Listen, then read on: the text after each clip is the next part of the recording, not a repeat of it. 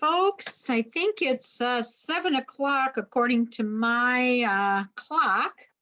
And so I think we'll go ahead and call the meeting to order.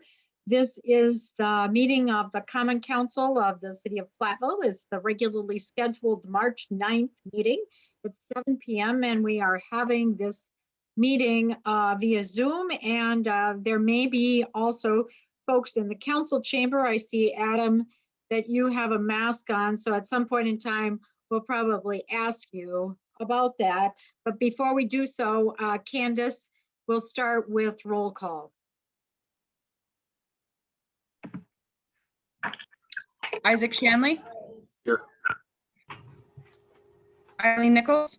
Here. Kathy Kopp. Here. Jason Arts. Here. Barbara Doss.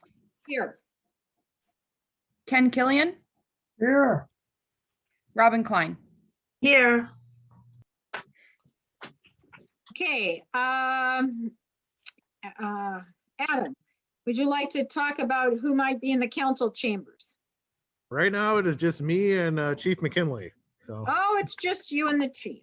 Okay. All right. Well, keep us updated if anybody else calls you. will do. Tunes in.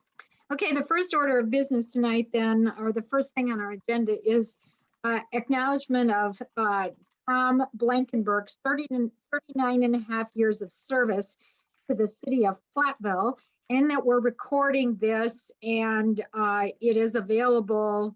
It does not appear Tom is here, but I will go ahead and read through this proclamation. Recognition of Tom Blankenberg's 39 and one half years of outstanding service and dedication to the city of Platteville. Whereas Tom Blankenberg has faithfully served the city of Platteville since 1981. And whereas Tom has shown his commitment to the city of Platteville by maintaining his water and wastewater operator licenses during the entire 39 and one half years. And whereas Tom has served loyally, serving as wastewater plant operator, working diligently to upkeep the equipment by using a computerized database, which he created to schedule periodic maintenance. And whereas Tom achieved an advanced license in all areas of the wastewater plant operations. And whereas Tom has embodied the spirit of public service in faithfully, diligently, and honestly executing his duties.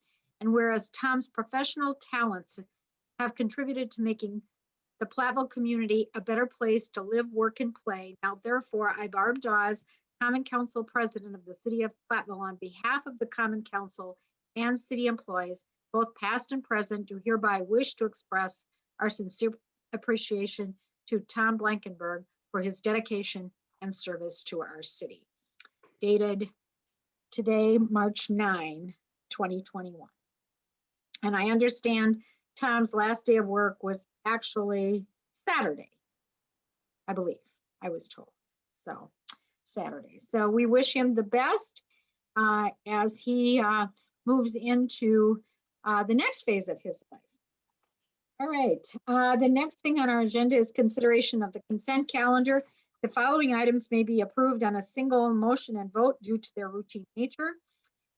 Please indicate if you want separate discussion or action on anything. We have the council minutes from February 23rd regular meeting, payment of bills. We have the financial report for February. I have no appointments to boards or commissions, and we have 1 and 2 year operator licenses to serve and sell alcohol as were included in your packet.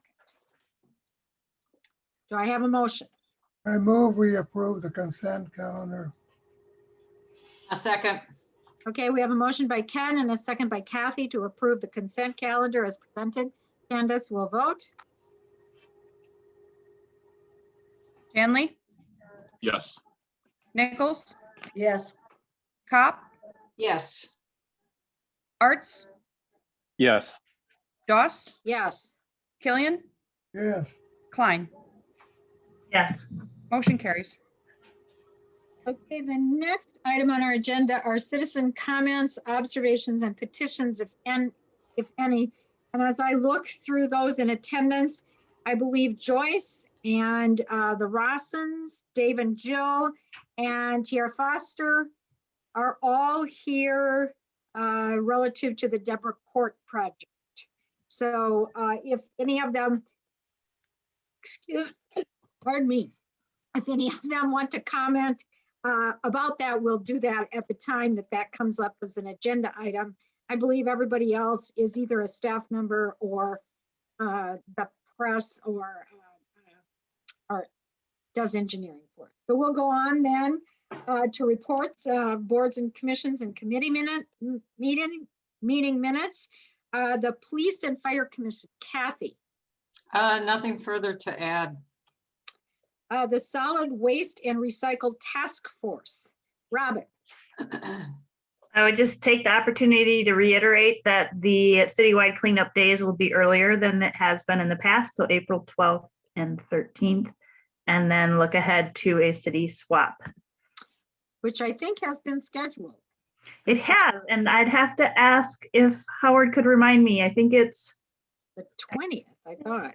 April. Actually, no, it's I'm May. looking, I'm just not seeing it right in front of me. It's May. I was thinking it was right after Mother's Day weekend, or May 22nd. later. Okay, closer to student move out situation there, so. May Thank you, Barbara. 22nd. And I see it's going to be held at Farady's. Correct. Correct. All right, so it's May 22nd at Farady's. So that's. And that'll be a combined drop off and shop, if you will, free, it's a swap. But Okay. drop off stuff and pick up stuff the same day. They're just a time kind of, obviously start dropping off sooner and a little bit of extra time on the end for people to look through stuff. Okay, great. Housing Authority Board, Ken. No addition. Okay, other reports in your packet were the water and sewer financial report for February, the airport financial report for February, and department progress reports. Anybody with any questions, comments? Okay, then I believe we're ready to move into the action item on our agenda tonight, which is contract 2-21 Business Highway 151 sidewalk. And I believe, Howard, that would be you. Yes. Okay. This is the project to install sidewalk from the intersection of Water Street along the south side of Business 151 to the David Canny Trail at Valley Road. We had 7 bidders on the project. The low bidder was G Pro Excavating with a bid $70,929.50. It'll be a concrete sidewalk and not a pathway, so it will be the responsibility of the adjoining property owners.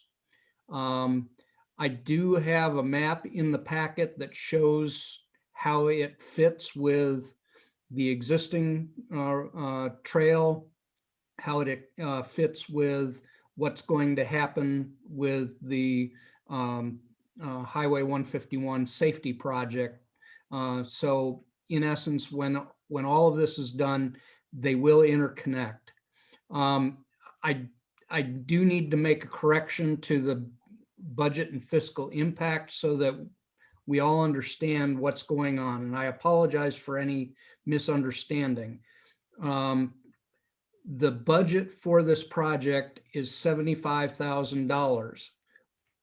Of that, we expected that 15,000 would be paid for by the owner of the development on the corner of Water and Business 151, and that the remaining 60,000 would be funded by the city.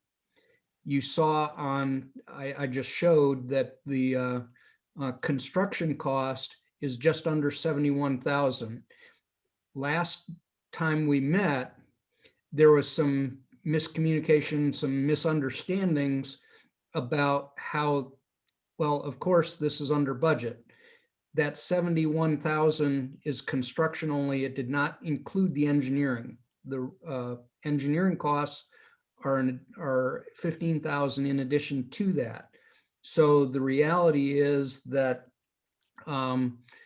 if awarded, this project would be just under 11,000 over budget. Now, we have projects coming up under the information and discussion, specifically Dewey Street, that is under budget and could cover the overage in this project. One of the other things that I wanted to discuss is that during our budgeting, we estimated that the cost to be reimbursed by the development would be $15,000. After reviewing the bids and including the pro rata cost for engineering, that cost is roughly $15,800. It's give or take. So it's reasonably close to what we had budgeted. The reason why this project is over what we had originally estimated is that there's some additional storm sewer work that needs to be done on the western end of the project by Culvers and that location that wasn't accounted for in our original budgeting. If you have specific questions about this, Dan from Delta 3 is here to talk more about that, but this would be done by a different contractor, but still in conjunction with that Business 151 work later this summer. Howard, then are you saying it's going to be in addition to the 70,000? You said it would be done by a different contract. No, this contract is done by a different contractor from the one who is doing the state project. Okay, but the storm sewer work that Oh. needs to be done as part of this project is included in this $70,000, or Correct. it's additional money? No, it's all included in this project. Okay, so the total project is around 86, almost Just under 87,000 with engineering costs. The bid here of 70,000 covers construction only. All right. Questions from people? Jason, or Dan, did you want to say anything about the stormwater part, the storm sewer part? No, I think Howard explained it. Basically, it's in front of Culvers, and it's really addressing the ditch that's in front of Culvers right now. Essentially, if we put the sidewalk where the ditch is at, we have to deal with the water. So that's where the extra cost that Howard mentioned came from. Okay. All right, Jason, any questions? No questions. Eileen, any questions? No questions. Isaac, any questions? No questions. Robin, No questions. Kathy, No questions. Ken, Yes, I have a question.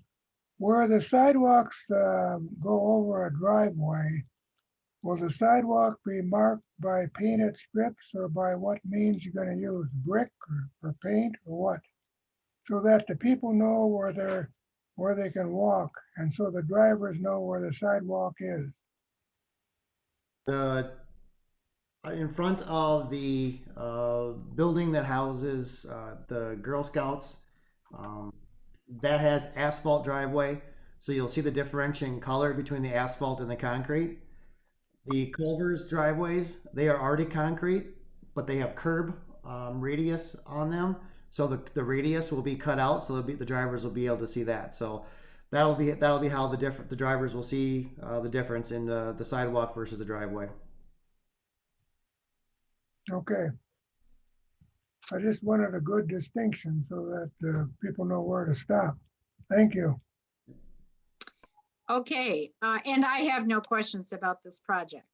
So do I hear any action? I'd make a motion. Move to award contract 2/21 Business Highway 151 sidewalk to G Pro Excavating at the bid price of $70,929.50 plus engineering fees.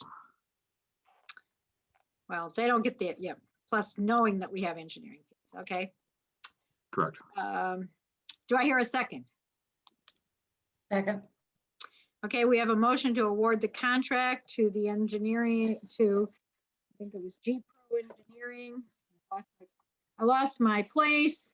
That's never good to lose your place. For the bid price of 70,000 and change. Candace, will vote. Stanley, Yes. Nichols, Yes.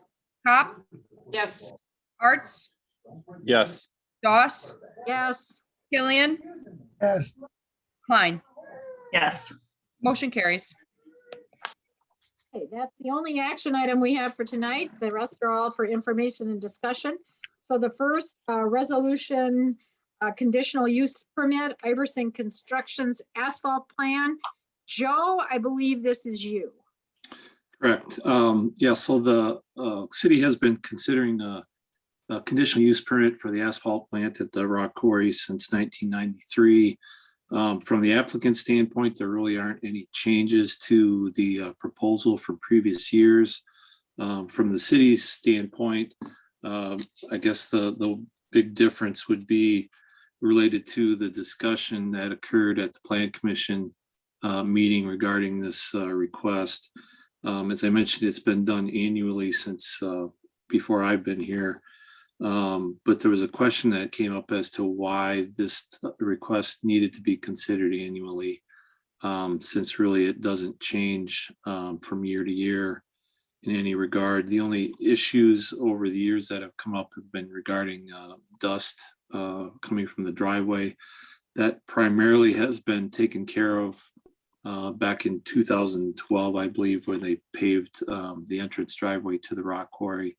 And then some additional spraying as needed to control the dust. So with those improvements that they've undertaken, it's really taken care of that problem. So basically the Plan Commission considered it and said, you know, that since there really aren't any issues, that this should be able to be approved and have that approval stand and not have to come back on an annual basis. So that has been their, or that is their recommendation. So the conditions of approval would be that it applies only to the subject property. The applicant provides dust control as needed, and if needed, some speed control on that driveway since there is a bike crossing on that trail now. And then the permit approval would be in effect for as long as those conditions are met. And if there are any problems that arise, staff would take it to the Plan Commission. They would consider and see if there's any changes that are warranted or any additional action that's warranted, but otherwise it would be no longer be an annual application. It would be a approval that would continue. So based on that, staff would also concur and recommend approval with the same conditions. So that'll be considered at the next meeting. That would be considered at the next meeting. Jason, any questions, any comments? No questions. Eileen, No questions. Isaac, No questions. Robin, No questions. Kathy, No questions. Ken, no question, and I have no questions. All right, we'll move on to the next item on the agenda, which is the 2020 annual stormwater report. And Howard, I believe that one belongs to you. Yes. Included in the packet is our annual stormwater report. We've done this ever since we became a permitted community. It is required to be submitted by March 31st to cover the previous year. And in our certification, it says that we certify that the municipality's governing body has reviewed or been apprised of the contents of this report. And that's what we're doing right now. Unless there's any questions or concerns, our intent is to just leave it at that and submit it by the end of the month as required. Howard, could you tell us if there were any big changes from last year's report? No big changes. Dan and his folks helped with the actual report, and I don't recall that there were any changes Dan? No, there were no changes from last year, essentially. All we did was we updated items like the amount of salt placed on the streets over the course of the winter, and then updated any erosion control, stormwater type inspections. Otherwise, everything was identical to the year before. Okay. Jason, any questions or comments? Nothing at this time. Eileen, No questions. Isaac, No questions. Robin, No question. Kathy, No questions. Ken, Yes, I have a question. This is non-point pollution, but does the state or anybody do any sample collecting, for example, in the Roundtree branch, to give us a picture of what the content of certain pollutants are in the Roundtree branch at different times of the year? Is any of this done? all right, so the question deals with sampling of the Roundtree branch in different locations throughout the year. Howard, I'm not aware of any. so we don't do any. No, The city. we, the city, do not do any of that. The only time when it's done is every 5 years, when our wastewater plant needs to get a renewal of its permit.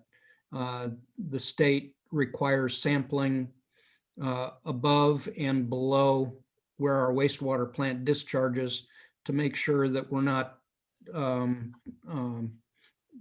putting anything into the stream that would harm any of the plants or aquatic life. Dan, do you know of any? No, the DNR does not require an MS4 permitted to do any, mainly because of the quality of the Roundtree branch. We do perform an annual outfall inspection, so we're looking for illicit and illegal discharges, and we do that once a year during a dry period, and we have not found any to date. We did that for the first time last year, and then we did it, in 2019, and did it again in 2020, and nothing was found. But once again, that's just a visual. Ken? Oh, the Roundtree, the water quality could fluctuate a lot during the year because it's a non-point, depending upon the weather conditions as far as amount of moisture. Correct? So Sure. could be a tremendous change. So That's very true. We don't really know how much we're improving the water. Oh, thank you. Unfortunately, that's true. Yes.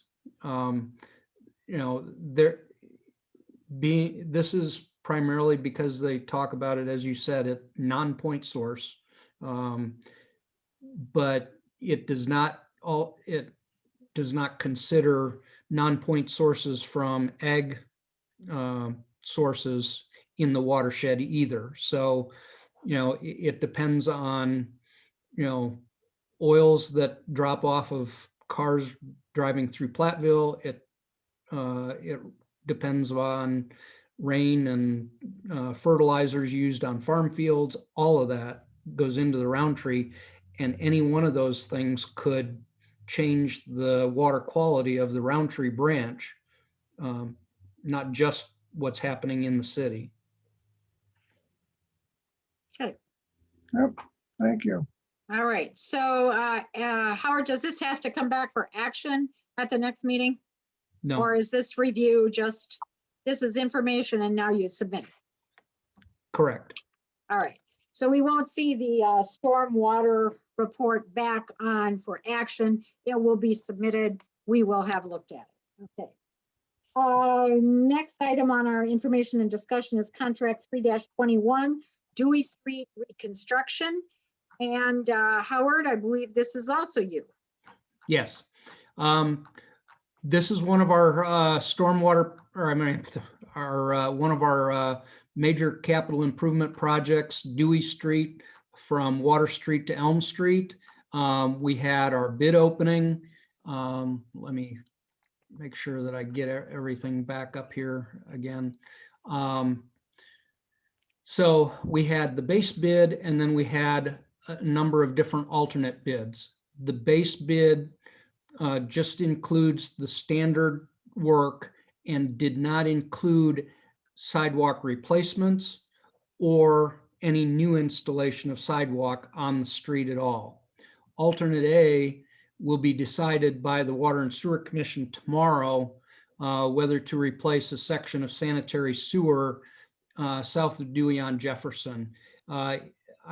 Jefferson is in the CIP a few years down the road, but we've had a couple of houses on that stretch that have had multiple sewer backups because of the poor condition of that line. And so we're going to talk about that tomorrow with the Water and Sewer Commission. Alternate B is basically to replace all sidewalk as it exists right now today on Dewey Street. Alternate C would be to add brand new sidewalk where none currently exists on the west side of the project from Sickle Street to Elm Street. That would complete that last short little block over there. Alternate D is new sidewalk from the end of the existing down to Water Street on the very east end of the project. I'm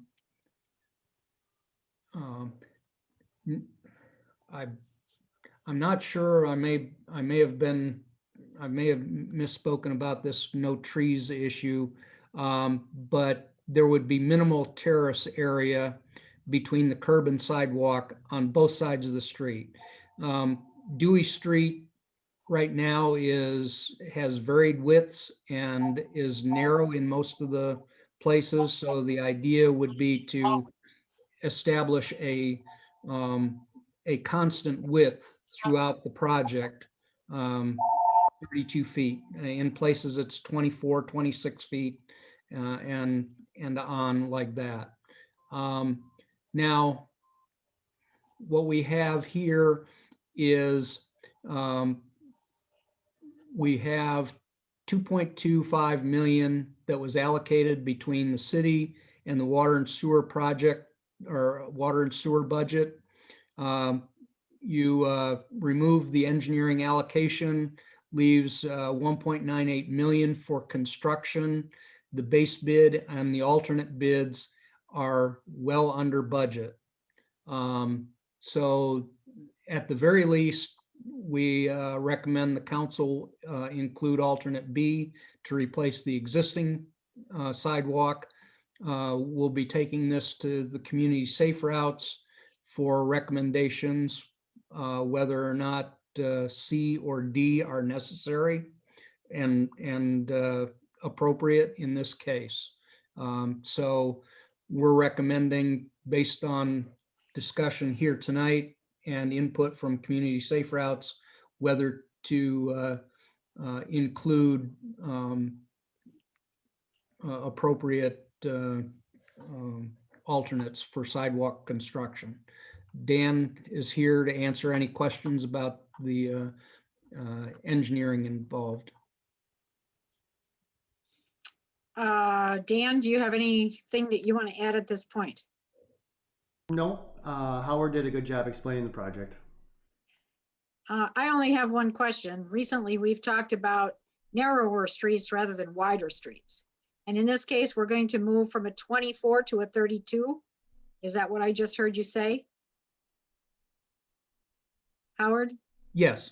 In the issue here is that Dewey Street right now is narrow in some places and wider in other places, and we wanted to get a consistent width throughout the whole thing. The current width, especially on the east end where it is very narrow, we do have parking on one side only, but even with that, neighbors are saying that people end up having to wait for others to go through. They can't have a parked car and two people pass on the street at the same time. Widening it out would allow for that. The downside in that is that a wider pavement does tend to allow people to drive faster. And it takes, reduces the amount of place to put snow on the side of the road. So. Very true, yes. So it ranges from 24 to 32 feet. And we just went to the widest point and said, we'll make it as wide as the widest point. Is that what happened?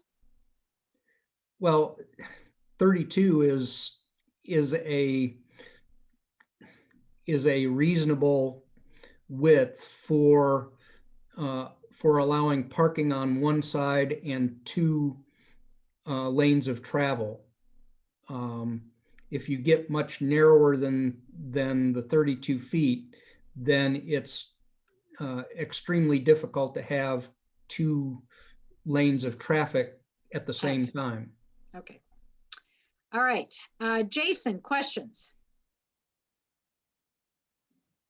Just that, Howard, would you be able to have like a visual to present to the safe routes, just so we can kind of see, like, in terms of the different options, where the sidewalks would go, that type of thing? Yes, I can do something. Okay, great, thanks. Okay. Eileen, No questions. Isaac, No questions this evening. Robin, I may have mentioned this before. I had just talked to a couple of residents on that stretch with the alternate D, and both were commenting that they did not, they felt we should not spend the money on that second side of sidewalk, understanding that it will go to safe routes to consider on a broader perspective. But just they, in response, said, please just focus on the other side and get that sidewalk replaced and widen the street for parking, and then commented that the stretch, let's see, the stretch from 2nd Street that just goes to like a yard would maybe just be torn out, even, that if you're not going to put in that alternate D, there's a stretch of sidewalk that just goes like in front of 1 yard and the street could be widened. So just relaying those comments. I will make a commitment right now that if alternate D is not selected by the council, that we will in fact remove the existing sidewalk and not replace it on that 200 feet or whatever it is. You're correct. If it doesn't continue all the way, it doesn't make sense to replace that 200 feet.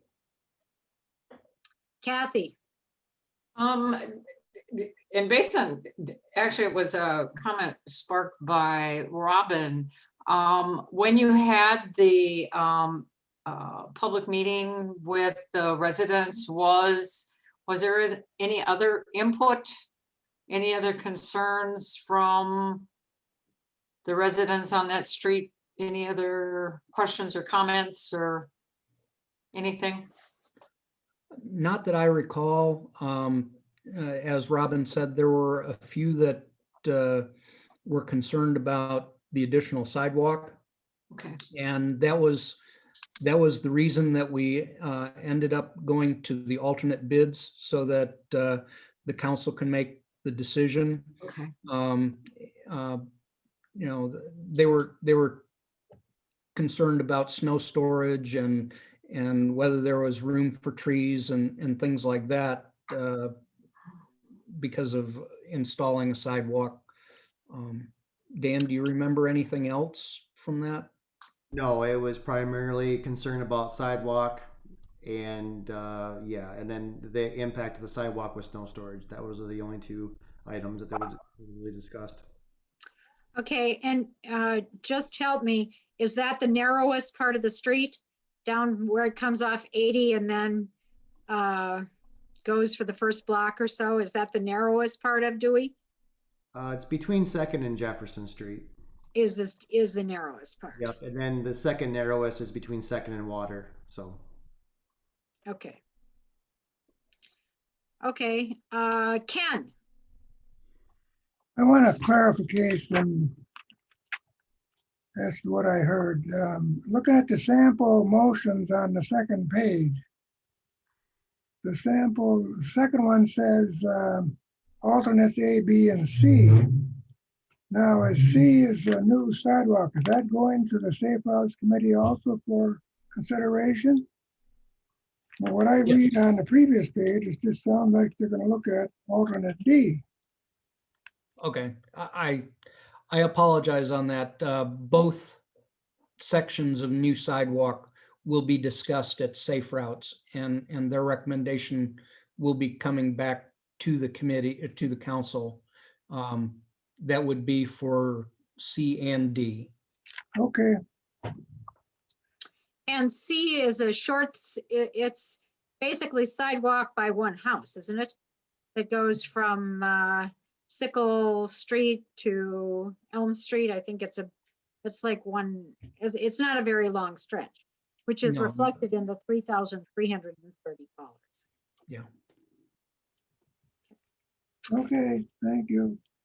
Okay, folks, if you have additional questions about that, make sure and get them to Howard to flush out before our meeting next week or in 2 weeks. And by all means, take a ride on Dewey Street.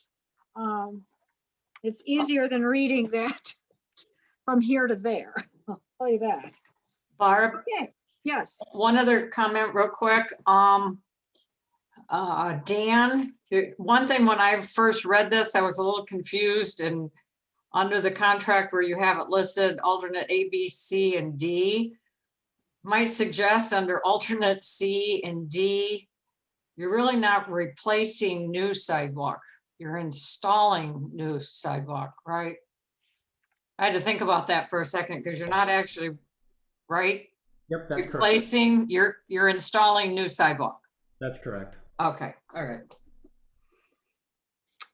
Yeah, Howard's note says replace and then C install and D install. We don't want to confuse us. Right. Okay, so I think we've completed our discussion on the Dewey Street project. So let's move on to contract 4-21, the Deborah Court drainage repairs, pardon me. And like I noted, there are several people on tonight's call who I might call on after the presentation. Howard. Okay. I'll do a little discussion here at first, and then Dan has a PowerPoint to go over some of the options and things like this. Okay. There is a natural drainage swale that generally runs along the back property lines of the properties between Deborah Court and West Golf Drive. Over the years, that drainage swale has eroded. We had concerns from some of the adjoining property owners regarding the safety of the swale because of the sharp edges to the swale going down to the bedrock, how it's not mowable, and concern for young children. There is an easement for this drainage and for utility lines in this. Over the years, the swale has moved. Now this project will, our intention is to move the swale back into the easement, reinforce the bottom of the swale, widen it, flatten it out, and make gentle slopes coming up out of the bottom, so that we can reduce the velocities to reduce erosion, and improve the mowability and everything else. The alternate bids are to use different products. At this point, we're not recommending either of the alternate bids. We budgeted 75,000 to complete this project. The low bid construction only came in nearly 10,000 over the budget as it is. Now, the Dewey Street project did come in under budget, and there is opportunity to still award this bid and stay within our overall budget. We're recommending that we award to JI Construction for the base bid only. But what we'll do now is I'll turn it over to Dan, and he can talk to you a little bit more, give you a better idea of what the base bid is versus the alternates. Thanks, Howard. I'm going to share my screen here real quick. And can everybody see that okay? Okay. All right, so this is a picture of what the drainage way looks like now. This was taken after last year's manhole rehabilitation project. You can see erosion and and everything that it looks like. Let's see here. Start. Sorry. There we go. Okay, so the base bid included a turf reinforcement mat. And the cost of that, as Howard mentioned, was $84,813. This is a more aesthetic option than putting in riprap. I'm going to show some pictures here in a moment. We will have a 10-foot wide bottom, which allows for the water to flow very shallow versus in the current V-shaped swale where it varies in depth and it can get very deep. The turf reinforcement mat, is designed to withstand shear stresses caused by the flowing water. So it's designed for conditions like this. It has no structural strength, however. So if someone wants to dry their lawnmower in there, they have to wait for it to dry out. If the city has to come in and do maintenance on the sanitary manholes, they'll have to wait for it to dry out. We've used this on the banks of the Roundtree Branch in the past. So this is kind of what it's gonna look like when it's all done. It's gonna look like grass. You're gonna see this 10-foot wide channel on the bottom. It's gonna look more like a lawn. This is what it looks like. Basically, it is a woven material. This is before it was installed. The middle picture is what it looks like underneath the turf. Basically, the grass grows through the matting, anchors into the subsoil down below, and then you can see on the right hand side what it looks like after the grass has been established. You can see water sitting into it with no erosion. This is a picture of the bank on Valley Road. This turf reinforcement mat was put on the bank of the Roundtree Branch back in 2011, and it's holding up very well today. The only issue we have in this situation, you can see further up here, is that we have nothing to anchor it to because it was into bedrock.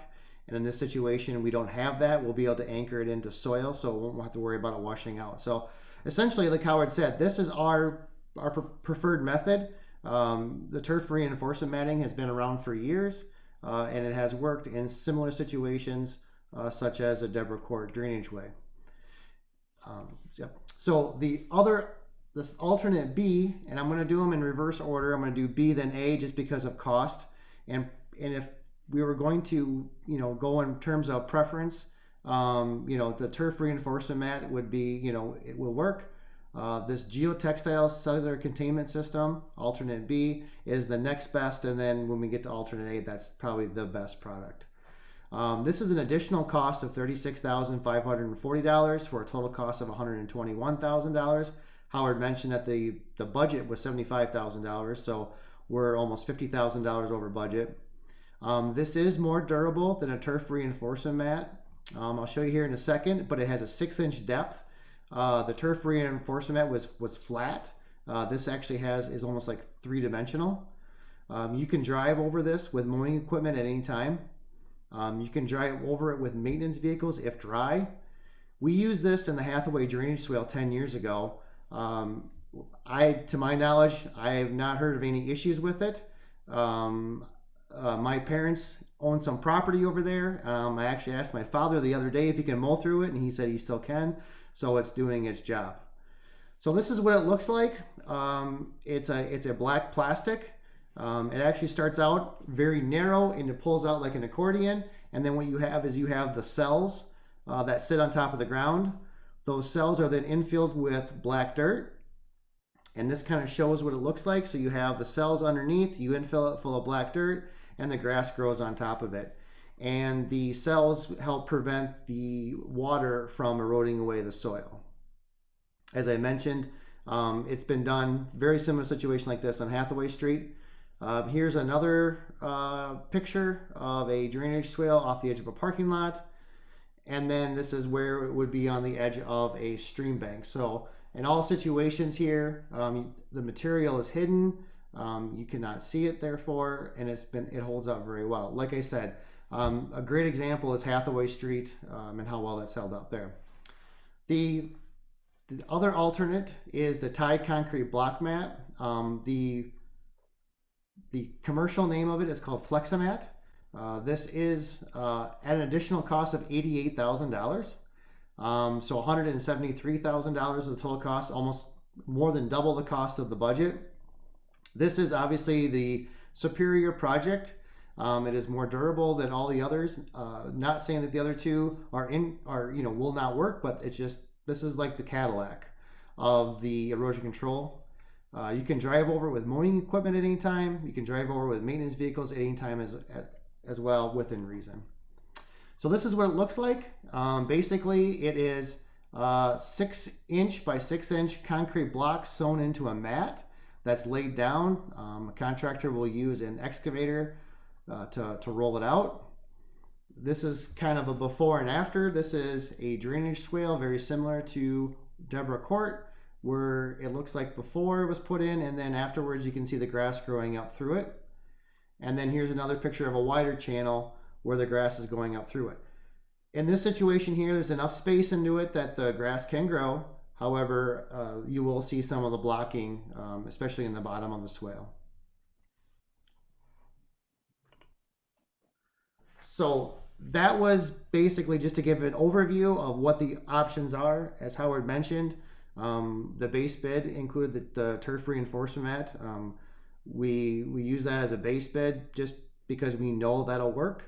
And then the other alternates were to see where the pricing would come in case something would come in a little bit lower. Obviously it did not. So that's why we're recommending to go with the base bid. Okay, folks, we had some residents, so I guess I'm going to ask our residents first that are attending if they have any question on this, since they have not necessarily had the packet, although it is online. So Joyce, you're the first person that I see. Do you have any question, any comment, any concern, any whatever? Well, sure. I'm pleased that the council is working on something to control the slowing down of the water that comes through this and lessen the erosion that's happening in our neighborhood. The two plans that were presented before had a straight option and a curved option. And I wondered if that is still part of the consideration that the council's making. My preference to go on record would be to have an option that would remove the less amount of trees to keep our neighborhood as beautiful as it has been. I wonder too that the preferred method that was talked about tonight, if that would have to be replaced, would it be as cost effective as going with the geotextile? I'm wondering. The concrete doesn't look like it's going to be attractive in our neighborhood. And you said some of this can be mowed when it's dry, but with the springs that feed into this creek, it's never dry. So that's a consideration. Lots of weed eating trimming going on in the neighborhood. Okay, so Howard, did I hear you say the meanders? I I went back and reviewed the presentation that was made to residents in January or whenever it was made. I reviewed that PowerPoint today, and there was an option for meanders versus which would probably have required new easements versus using the current easement, which is straight. So this proposal, the only proposal you went out with, uses the current easement and is straight, or what? It uses the current easement. There are some curves to it a little bit. Dan can maybe explain a little bit more, but. Yeah, the existing easement, it's straight, however, it's 38 feet wide. So we were able to curve the swale slightly within the easement area. And we did that to try to avoid existing trees and storage sheds as much as possible, as well as a sanitary manhole. So it's not the meandering channel that we had hoped to get to try to slow the water down to maximize, the effect of slowing down the water. However, we were able to work within the easement area, avoid manholes, avoid a couple sheds, and we're going to try to save as many trees as possible. Met with a couple of the property owners already to talk about that, and essentially we're going to do the best we can. The nice thing about a project like this, we have some ability to move some things in the field if necessary, because once again, we have a nice 38-foot wide easement to work with. So if we stake it out and the contractor gets going on the project, we do have the ability to try to move it a few feet one way or the other to try to save a tree. Unfortunately, the trees run right down the middle of the swale now, so several of the trees will be removed. And there's and whether we're straight or curved, we will not be able to avoid that. Okay, Joyce, thank you. Tiara, do you have questions, comments, suggestions? I have some comments. I bought my property just 7 months ago, so I'm fairly new to the neighborhood, but one of the things that drew me to the neighborhood was the more nature feel of it and all of the trees that are down this road. And this project that they're suggesting is going to remove a majority of those trees. And instead of having a backyard that is full of very large mature trees, I'm going to have a backyard that's just grass, butted up to my neighbor's house that's just grass. And I don't really think that that's what anybody on my road wants. I know that there is one person that's a little bit upset about the erosion, but otherwise, I don't think that they realize how many trees are actually going to be cut down. And I also question a little bit about why this is even necessary. I understand that there's a lot of water that flows through there and that it's a lot more water than what used to flow through there. But on the other hand, I don't know what it's hurting. They had mentioned at the meeting that we had before for the neighbors that there were issues with power lines, but Alliant Energy has already moved their power lines up to the front of our properties. Most of the neighbors on the street have planted trees or bushes that are now going to be cut down along the creek so that it isn't a safety hazard and it isn't a mowing hazard. So I guess I just don't understand why this project is even being considered. Okay. Well, thank you for sharing that.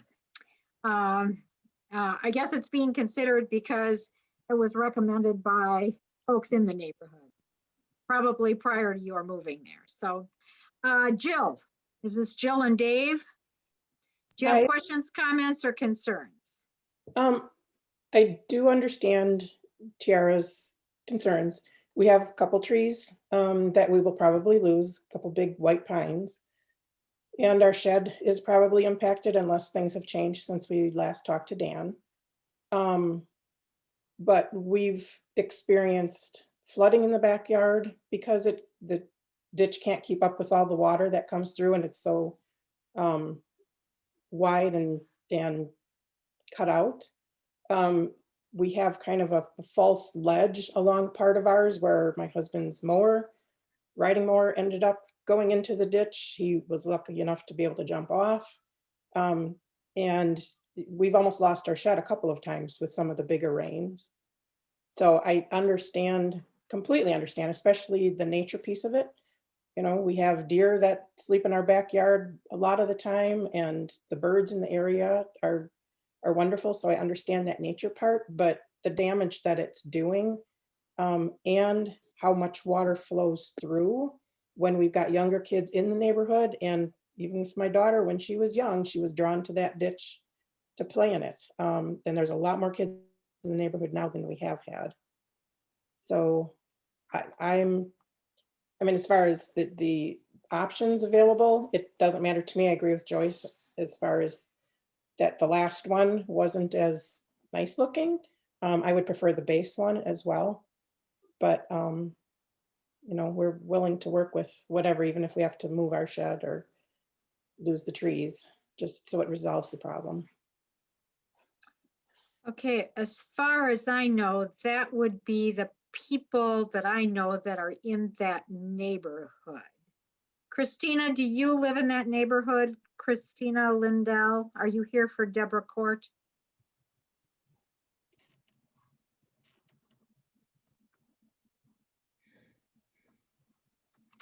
Well, we'll go on. Jason, comments, questions, reactions? I think for me, is if we're going to do the project, I really would advocate for going with whatever option is going to hold up the best, and also, you know, also be kind of aesthetically look okay. I guess that's just kind of where I'm at right now. I just want to make sure that, you know, we're not putting something in to save money and then 5 years down the road, we got to rip everything up and do it over again. So I really want to make sure that we're going with the option that is going to be reliable, you know, fiscally for the most part responsible, and then also, you know, as aesthetically pleasing as we can too. Okay, Eileen. A couple of questions. One of the differences between the options is whether or not you can drive a vehicle on the area after it's completed, and who maintains that area. And as one person just commented, there's usually water there all the time. So is driving on it even a concern? Or, you know, and again, does the city maintain that area in terms of weed control? No, these are lawns that are maintained by the property owners. What we're talking about are the city-owned sewer manholes that go through there. If we need to get down in there to do any sewer maintenance, that's what we would need to do. As of right now, CenturyLink still has their facilities down in that ditch as well. If they need to access that, they might need to get a vehicle down in there. You know, I'm hoping that they take the hint. We certainly hinted at that a few different times about how exposed their lines are and everything else. Same with Alliant. Alliant took the hint and moved their lines already, but CenturyLink hasn't taken the hint. We can't force them to move because it is a public easement for that purpose. But you know, we're hoping that they'll work with us and either relocate it or do something to improve the communications lines that run through there. But yeah, if they need to get in there with a vehicle, you know, that would happen too. So is CenturyLink aware of this project? Oh, yes. So Dan, do I recall from your PowerPoint that you said the turf reinforcement mat, you couldn't even drive on a lawnmower when it's wet? Correct. I mean, So you can't mow any lawn when it's wet? No. Okay, so Eileen, the recommended thing would mean, and I believe it was somebody else who said there's springs in that area, so it's always wet. So I personally have issues with the TRM. I feel kind of like Jason, like we'll be redoing it shortly. Isaac? I might have to agree with Jason. I want to make sure, obviously we want to save money as we can now, but I also want to make sure that whether it be 5 years, 10 years or something, that we're not spending the money again, as well disrupting the people's yards once again and going through here. As for Dan's presentation, I'll tell you that I own a property that butts up to his parents on the opposite side of the Hathaway drainage ditch, and the system that they have there has worked out great. It hasn't rutted. We mow when it's wet. Not obviously when it's soaked, but if it's just standard wet stuff, we mow it with a big mower and don't seem to have a problem there.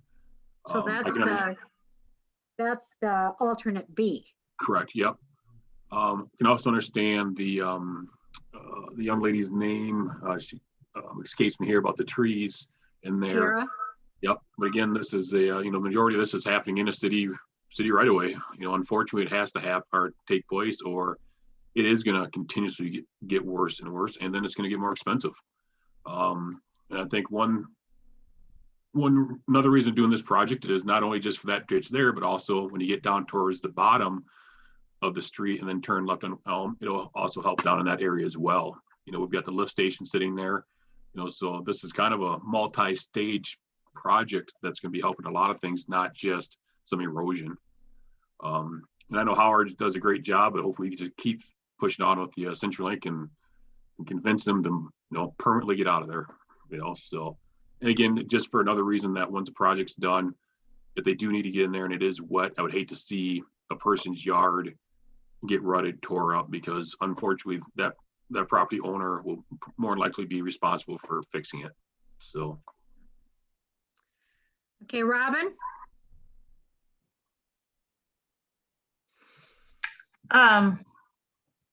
Echo some of the comments already made, but wondering, when we do these budgets, do they have to be just the construction costs, or could we have included replacing, like when we tear out things from someone's yard, do we budget to replace trees? And I know it's not in this budget, but is that a thing we could consider? But also, Luke, can you chime in there? Is anyone in this sort of situation eligible for some of the reforestation monies that we've had? In terms of reforestation money, right now we have money to replace ash trees. So removal and replacement of ash trees. If we're removing ash trees, we certainly those could qualify for that. Although I'm somewhat familiar with the area, and I do remember the number of white pine. I don't remember seeing a great deal of ash, but I could be mistaken.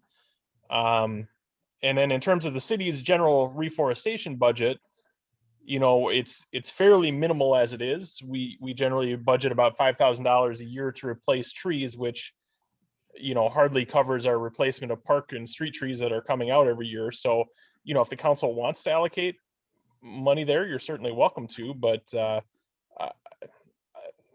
I'd be hesitant to commit a great deal of our forestry budget directly to that, and just remove that from our budget. Sure. I was wondering, I really don't know what I'm talking about here, but I thought you might have had some monies from tornado kind of stuff that is probably all taken care of and used up. But I didn't know if that happened to still be something that was out there. Yeah, so we certainly did, I hate to say leverage that, but when the tornadoes came through, we did write rather large grants and were awarded large grants for forestry, and that we continue to do that to supplement our budget. So it's certainly a possibility. I mean, we can always look at writing grants to plant trees. I mean, it's something that people like to fund, and something that there are sometimes grants available to. It's just a matter of, do you want to prioritize planting them on private land versus public land? And that's a council direction that you can provide to staff, and we can do either. Sure. Thank you, Luke. And to that point, I was just wondering, once we take out all those plants, the water will flow faster, right? So is there some intentionality to slow it down with plants, I guess, to that, we're not doing that, but eventually they'll grow back in. But instead of just grass, is shrubbery something that slows things down better? Or if you could speak to that. Putting shrubbery in a drainage swale is tough. It's tough to get it to establish. It's hard enough to get grass to grow, but to actually plant shrubs in there. The other issue with planting shrubs is then if there's any debris, it'll just get collected on it. We are widening the channel out. We're putting a 10-foot wide channel through there so that the water will spread out, so that instead of being a narrow, deep channel, it's going to be a wider, shallower channel. And that will help out with flooding, as well as it will help slow the water down by spreading it out more too. So it's not perfect, but with limited resources and space, I mean, 38 feet's wide, but if we had 50 or 60 feet, we'd be able to do a lot more. So. Okay, Kathy. I think I did have some questions, but they've been answered. I guess I just want to weigh in that I too feel that if we're going to do this, I'm hoping that we can do it so that it takes care of it and we aren't looking at this again in 5 years. Okay, Ken. Oh, just a couple of things. One, I agree it needs to be a project which is good and long-term. And you keep talking about grass. And so what are you going to use for grass when you have drainage there and it makes it wet? Are you using something like reed canary? Are you going to try bluegrass? Or what are you going to use for grass to grow in this area, in this swale? The intent is to use a conventional lawn grass versus a reed grass was our intent. Do you think that'll survive when it's wet, continue, or part of it? The sides will, but yeah, and if we have to look at something a little bit different where it's wetter all the time, then we can look at a different seed mix. We've got some different options in the bid, but majority of, there are wet spots, but a lot of the upper end of it is fairly drier at least. So your expectation is that the homeowners will be taking care of the swale as far as doing the maintenance of the grass? Correct. Once it's established, the contractor will be required to get the grass established, and then once the grass has been established, whatever type of grass we end up going with, then the homeowner at that point will be responsible for maintaining the grass after that point. And they suppose they can get in there with a lawnmower or a riding mower to go through the area? The intent is that if we go with the base bid with the turf reinforcement mat, they will have to wait for it to dry out. There's no structural support in that swale. If they go with alternate B, yes, they should be able to get in there with a lawnmower within reason. Obviously, like Isaac said on Hathaway Street, you can't go in right after it gets done raining. You have to wait for it to, drain out just a little bit. But the intent is, yes, with those other options, you could get in there with a lawnmower shortly after a rain event. Thank you. Okay, I've already expressed my concern about trying to put something in that we have an expectation that no one's going to drive on when it's wet. I just don't even think that is realistic. So personally, I favor something that's proven to be effective in a different neighborhood on Hathaway Street. So this will come back for action at the next meeting. The base bid was for this turf, whatever it was called. And then you've heard about the old textile cellular containment system, similar to what was used at the Hathaway Street, adds $36,000. And since we were so under budget on the Dewey Street project, it would appear we have enough money to do this project Yeah. with alternate B. Yes. Yep. I can bring back those numbers next time to show what the impact would be if you choose option B. But yes, we will still be under budget. Barb, can I ask a question? Sure. If I remember right, Howard said he was not recommending option B. You were recommending just the base. Did you say explicitly why you were not recommending it? Well, initially, because it will do the job. It has been doing the job since 2011 on Valley Road. And the budget, basically, Just a practical answer. Yeah. Perhaps a more short-term fix, though. I would contend that the Valley Road installation is radically different than this installation, which is in the backyards of people, a variety of people who are mowing their yards. The Valley, I mean, I don't really think you can compare the installation. Personally, if we go back to Dan's picture of where the installation is, no one's mowing that. That's not in somebody's yard.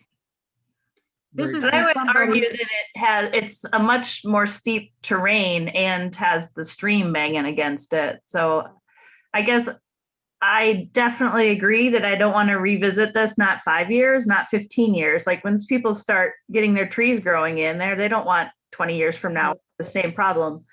But if it is considered to be a grade that this solution will not deteriorate over 10, 20 years, then I think it would be great to consider cost savings. So I'm a little hesitant in this. Okay. That will come back for action at our next meeting as a contract. And so now we're going to move to the next item on our agenda, which is the Platteville Municipal Airport CIP project. And Adam, I believe you put this down. Yeah, so I also have Dennis and Lane also from the airport manager and the airport commission. So one of the things we obviously wanted to start doing was bring this information up to the council so you can have an understanding of what the Platteville Airport Commission has been looking at over pretty much the last year and most certainly over their last couple of meetings here into 2021. So one of the main things that they have kind of been going back and forth on or reviewing involves their capital improvement plan and essentially the construction of T hangars or box hangars to be able to store additional aircraft at the airport. So overall, through the discussions that kind of the airport commission has had is the project has ranged in kind of a variety of different cost measures where, typically the range has been anywhere between 625,000 to over $1 million, depending on what kind of the airport, has looked at in regards to placement and to size and everything along those lines. So what I'd like to do is kind of be able to, pass this off to Dennis and Elaine to be able to kind of talk about it. But essentially, just to kind of bring the council for full circle is potentially what this would be a long-term request for funds to be utilized by the city that then would be reimbursed through the FAA entitlement allocations that the airport gets every year or every kind of couple of years, but we can go into more detail with that. But essentially, just kind of as a reminder of where the city has placed the airport is within the 2021 kind of capital improvement budget. We started a line item specifically towards looking at matching every year about $15,000 that could go towards the airport to be utilized towards some of these projects. And our hope is that, every year they'll continue to expand and utilize that. So some of the considerations, obviously, that is going to come out of this project in the end is some thoughts that the council is going to have to think about, which is either to move forward with this project this year and look at potentially adding an additional borrowing onto, some of our other projects that we're looking at, which again, we'll have to look at the financial implications. Essentially looking at, potentially in 2022, having that included through the entire, budget process, where it would either be a CIP item or there'd be some consideration of long-term, budgeting towards that, or potentially delaying the project to another date. But what I kind of want to do right now is obviously pass it off here to Dennis and Elaine to be able to kind of tell you guys what the Airport Commission has been working on, obviously through a majority of last year and kind of over the last couple of months here, to get a better understanding of what this project potential could be. So Dennis? Yeah, am I able to share my screen? Could I share my screen with folks? You should be. There we go. Thank you. Thanks, Adam. Yeah, I think Adam did a great job of getting us started. And I'm Dennis Cooley. I'm the chair of the Platteville Municipal Airport Commission. And Elaine Althofer, who's half of the A&A Aviation, our airport managers here tonight as well. Just on the screen, we've got our 6-year improvement plan, our CIP, capital improvement plan. And this comes from the Bureau of Aeronautics. And so each year we have a running total. As Adam said, each year we get $150,000 of federal entitlement money that goes toward projects, because the federal government understands these projects, especially at general aviation airports like ours, can be expensive. And so they help us to offset these kind of expenses. We're able then to roll over $150,000 a year for 4 years on a project to kind of build up a reserve, build up some money as we start out these projects. But to walk you through real quick of what we've been up to out at the airport in 2020, we start off with this line item here. Our starting entitlement dollars going into the year was $415,111. We've done some work purchasing snow removal equipment. And you can see right here the apportionment amount, state amount, and then the local match. These are the local matches on this. And some of these projects are like this one on the snow removal equipment is a 5% match locally and by the state. And then we use our entitlement money for the remainder. And so the a crack ceiling, which occurred, which came in at a much lower cost than what we expected. This year, I think we had budgeted $60,000 in our CIP, came in at $22,500 or $25,000. And so we really had a good windfall there. And then we're putting together a master plan at the airport, which allows us to be in position to do our projects to be much more nimble, but also to be able to be responding to when there's other entitlements at other airports in Wisconsin. And there are 99 general aviation airports in Wisconsin. And some of the airports have not been doing projects, and nor have they been using their entitlements. So sometimes if we're in position properly, the FAA or the Bureau of Aeronautics rather will allow us to use some of those entitlements. And so that happened this year on a project that we were working on. We're finishing our master plan that'll help us to be compliant with the FAA. And that was at the recommendation of the Bureau of Aeronautics and the FAA to get that master plan completed. So T hangars, this is what we're looking at now. And this is a twofold situation for us. We have 3 committees at the airport that are working now, our Budget and Operations Committee, we have our Capital Projects Committee, and then our Marketing Committee. And with Elaine and Andy's help and the commission in the position it is right now, and the fact that Platteville Municipal Airport is one of the only self-sustaining airports, meaning that we have revenue that comes in that's higher than our expenses. And it's been that way for a number of years. It's not a new thing, but in 2020, despite everything with COVID, we were still able to have excess revenue in our budget. And so we built up a reserve as well, and I'll show you that in a little bit. But the big thing here is that we've got an issue with our hangars. First of all, we have a waiting list right now. It was announced last night at our meeting, and so we have a need for T hangars. And I know Elaine and Andy are becoming very aggressive in the relationships they're building, and the people that they're marketing to bring in more and more work into our airport, more and more people, different size planes, and we're really targeting that business traveler as well, trying to get people to come into our community. So that's one part of the equation. The other side is we have 55-year-old T hangars that are near the end of their useful life. So we also know that we have a project to replace. This last year we had an issue with one of the doors where we had to move one of our tenants out of at the airport because we couldn't safely house them there. So So we end up, we know we got these dual issues where we have to replace some of our aging hangar stock, but also we have opportunities, we think, to grow our airport in the amount of business that it does. So we put together our CIP, and what the Bureau of Aeronautics does is gives us a nice 5 or 6 year look into the future. So this is our main project for the next several years, is hopefully to have this hangar constructed. And then we have this money, which comes to us each year again from the FAA, $150,000. We've earmarked then toward these projects for the hangar payback.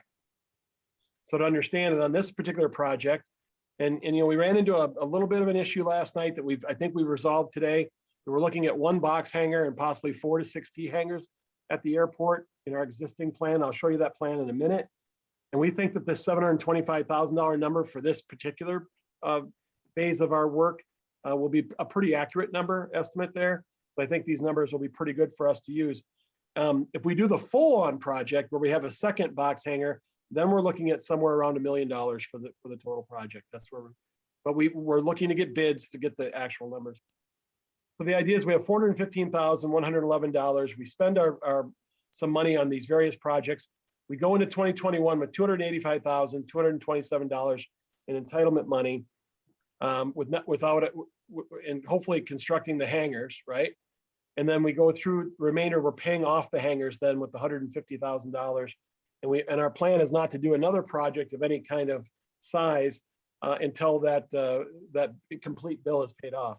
And right now we have a hangar lease or hangar loan with the city. Our plan is to have a 5 to 6 year repayment plan, and then we are out. Our goal is to be debt free on this project, and then also to be in a position where we are substantially paid down, if not all the way paid down, on our current loan with the city. So our goal is to be debt free on these projects at the end of this. You'll notice at the bottom on 2025, we borrowed entitlement money in $150,000 of entitlements from the Portage Airport.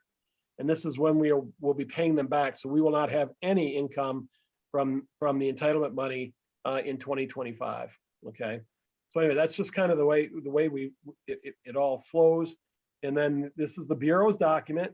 And so there's another formula here where it discusses how the entitlements flow in to pay everything off. The local dollars for this project we're talking about is $72,500. And Elaine, how are we planning? I mean, on that $72,500, when did we budget that? It's in our actual operation budget. You want to? Yeah, it's in our budget for this year. We actually budgeted a little more, thinking that maybe bids would come in a little higher than that number. Different airports received CARES Act money as well. So with the normal income that the airport produces in addition to the CARES Act money, the entire local portion has been budgeted for 2021. Okay, very good. Thanks, Elaine. So this is the project we're talking about. If you see the road here, this is State Highway 80. So the entrance road into the airport. There's already taxiways that are in place here for this project. And so this is where we're talking about placing the T hangar project. Now, one of the things we have an issue we're working over because there's a width restriction.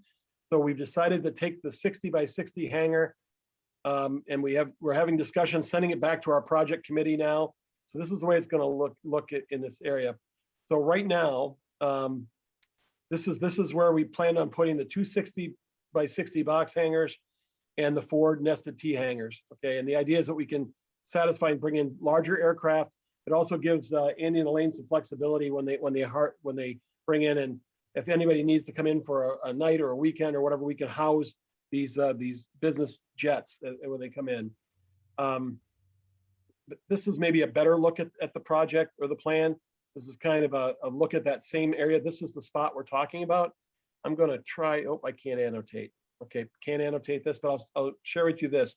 This where it says future 60 by 60 is already built. This is Jeff Kaiser's second hangar, and this is his first hangar.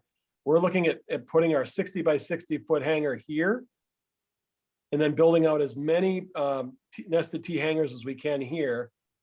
We're waiting word back from the FAA to see whether or not we're going to have approval to put another 60 by 60 here, because we have to have a what's it called, a modification done, right, Elaine? That's the word there. Right, yep. And if we can't get that modification, then the project we're talking about for this next year will be the 60 by 60 and some nested T hangers here, probably 4 to 6 of them, trying to keep it within the scope of the amount of money we have in our CIP. Now, if you'll notice this is our hangar development plan. You'll notice that there's other spaces over to the east here that talks about future 60 by 60s, okay? But that is not developed yet. We do not have the taxiway here, but that will be included in our master plan as we go forward. So where does the money come from? As we talked about before, we do not plan on touching our treasurer's cash that's being held right now by the city of Platteville, $232,704. We do not plan on using that treasurer's cash to fund this project.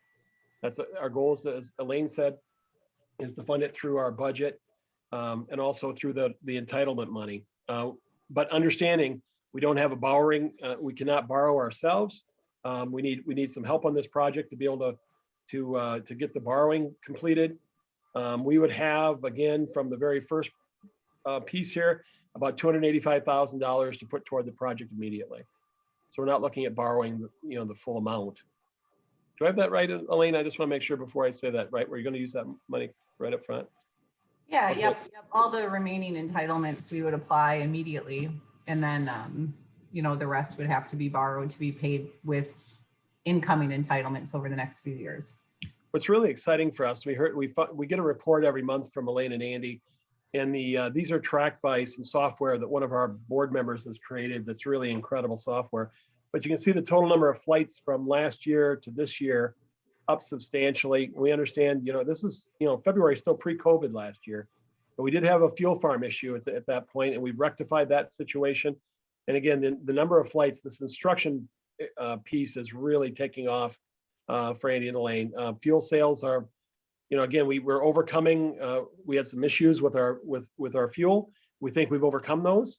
We're in a very solid spot. Andy or Elaine, Andy mentioned anything about how the fuel system is working to this point? It's doing awesome. Yeah, it's great.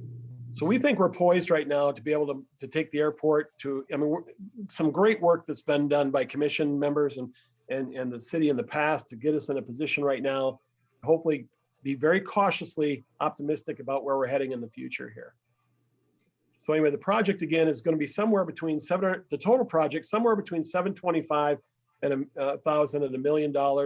This first phase depends on whether or not we get approval by the FAA, have a modification to be able to put that 60 by 60 hangar in that spot we discussed right here. And if they say no, then we just leave the T hangars there, and we start to look over here to build our second one maybe a year or two later in this area. But as of right now, again, we're coming back, $725,000 project, $72,500 is the local match. We're funding that through our budget, and we have plans then to pay back the remainder of the money to the city. And what's great about having Adam at our meetings, and Nicola is there as well.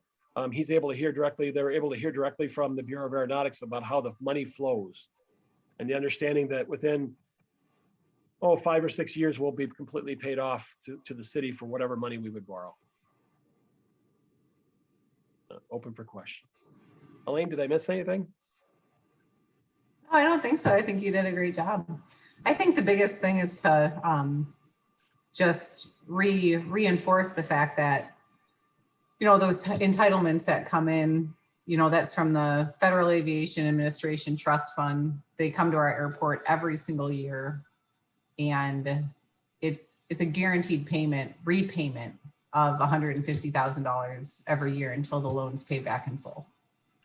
And we can't just go ahead and change our CIP without the Bureau of Aeronautics, their blessing. So we just can't just randomly go start doing other projects. We have to, there's a vetting system for that. So the Bureau's aware of what our plan is, and we're working with them.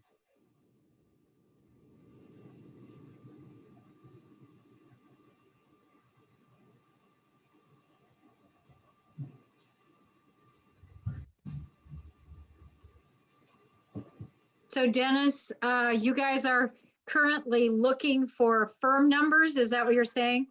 Yeah, we want to go to bid. That's what we're hoping to be able to do, is go to bid here shortly. Okay, so a couple of things for us, Adam. This would be against our borrowing capacity if we borrowed. Correct. It would go Okay, against so it our would- geo debt. Yep. It would be geo debt, so it'd go against our borrowing capacity. And it would also, that would be one thing. And it would also figure into our financial management plan. So we would have to have, so I see Nicola there, but so it would, so that's a bigger discussion for us. Plus it would be kind of Kathy, what you said last year when we approved a project halfway through the year, and then when we got to the end of the year, we didn't have much flexibility. So I guess we'll see that. When do you expect to have any kind of hard numbers that would be, or are you waiting for us before you get hard numbers? I think the Bureau wants to know is that how we're going to finance the project before we proceed with the bidding. Well, I guess it's hard to know how you would finance the project when there's a big difference between 725 and $1 million. So the one thing that would be kind of helpful and nice is we could have a base bid, similar to what you were talking about before with the drainage issues. We would decide on what our base bid would be with a few alternates, and depending on, how the prices came in, award the bid accordingly. So I think that there could be quite a bit of flexibility there. So I guess Adam and Nicola, you're going to have to come back at us with some information relative to how this affects CIP for next year, how this affects the financial management, our financial management plan, and how it affects our borrowing capacity. Unless, other questions, Isaac, do you see any questions you'd like to have? I mean, those are three financial questions that come to mind immediately. Oh, I think Dennis pretty much answered the other ones, whether, one of my first questions was wondering, was there a need for it? But one of his first things was stating, we have a waiting list for people that are looking for hangars. I guess personally, I would kind of question the need for some more of the jet ones, but obviously if the city's growing, we've got Cummins coming in, some more jets hopefully getting into the area here. So, and then Barb, you brought up the mentioning of basically on the three standards, or the impacts on the financial budget for next year. So I think my questions have all been answered. One quick comment, if I may, regarding the larger hangar. The reason we like the idea of a larger box hangar is if it were not to be used in a more business capacity right away, it could be rented out. So it could still be used as a general aviation hangar. I think the idea though is we're seeing a lot of momentum and positive economic growth and excitement within the city and at the airport as well. And we want to be prepared. We want to stay ahead of that curve rather than react to it later on. These types of customers, you work really hard to build relationships with them, and if you miss out on the opportunity to help them when they need it, it's hard to compete against some of the local airports.